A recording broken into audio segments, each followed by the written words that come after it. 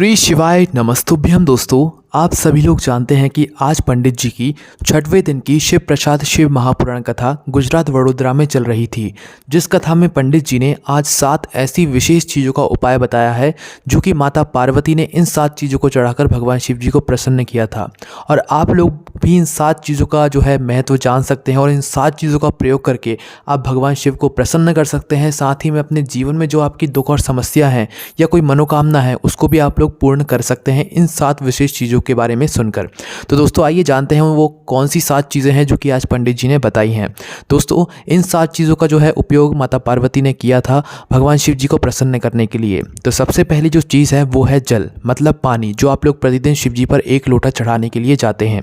अब दोस्तों, दूसरी जो चीज़ है वो है बेलपत्री, जिस बेलपत्री को आप शिवलिंग पर समर्पित करते हैं और इसी बेलपत्री का उपयोग आप लोग अपनी रोग और बीमारी के लिए करते हैं। जो कि आप लोग शिवलिंग पर जिस बेलपत्र को चढ़ा देते हैं, अगर आप उसी बेलपत्र को शिवलिंग पर से वापस उठाकर उसे एक औषधि के रूप में लेते हैं तो निश्चित ही आपके शरीर में जिस भी प्रकार की कोई भी बीमारी, बड़ी से बड़ी, छोटी से छोटी बीमारी भी अगर चल रही होगी तो उस बेलपत्र को खाकर आपकी वह बीमारी धीरे धीरे ठीक होती जाएगी। अगर आपको बेलपत्र खाने से मुंह में छाले हो जाते हैं तो आप उस बेलपत्र को सुखाकर उसका चूर्ण बनाकर उसकी गोली बनाकर भी जो है रख सकते हैं और प्रतिदिन एक एक खा सकते हैं, जिससे कि आपके शरीर में जो भी बीमारियां बन रही हैं वो धीरे धीरे ठीक होती जाए।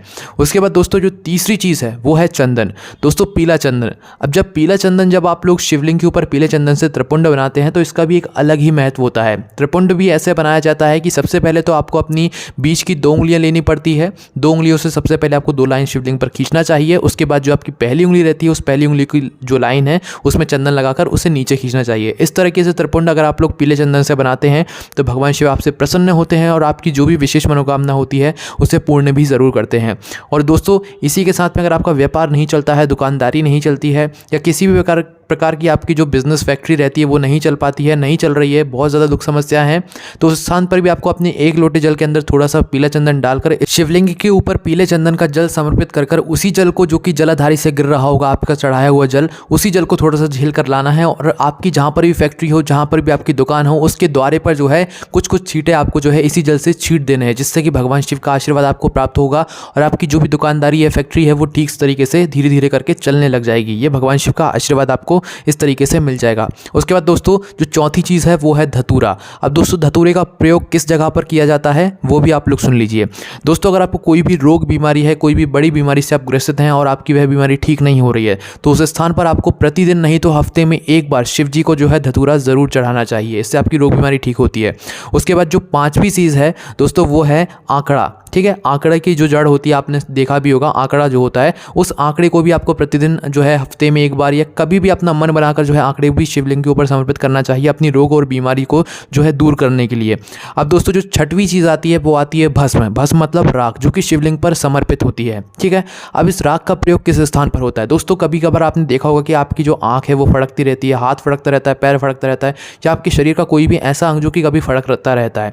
उसका मतलब कहीं ना कहीं ये भी होता है किसी अंग का फड़कना कि भाई आपके साथ कुछ बुरा होने वाला है, कुछ घटित कोई ऐसी घटना है जिससे आप लोग दुखी होने वाले, कोई ऐसी घटना घटने वाली है, आपके मन में भी ऐसी बात आती है, तो उस स्थान पर आपको जो है शिव जी पर चढ़ी हुई भस्म अपने पास में रखनी चाहिए और जो भी स्थान आपका फड़क रहा है आपके शरीर का, उस स्थान पर जो है इस भस्म का जो है स्पर्श करा लेना चाहिए, जिससे कि आपके ऊपर अगर कोई विपत्ति भी आने वाली होगी तो वो नहीं आएगी और जो आपका हाथ फड़क रहा होगा, पैर फड़क रहा होगा, जो भी स्थान फड़क रहा होगा वो भी फड़कना बंद हो जाएगा। ये प्रयोग है भस्म का। उसके बाद दोस्तों, रुद्राक्ष। 7वीं जो चीज़ है वो रुद्राक्ष है। अब दोस्तों, रुद्राक्ष का भी बहुत ही विशेष फल होता है। इस रुद्राक्ष के जल से आप अपनी कितनी ही गंभीर बीमारी को ठीक कर सकते हैं और अपने आप को स्वस्थ रखने के लिए भी जो है आप रुद्राक्ष के जल का प्रयोग कर सकते हैं। किस तरीके से करना है?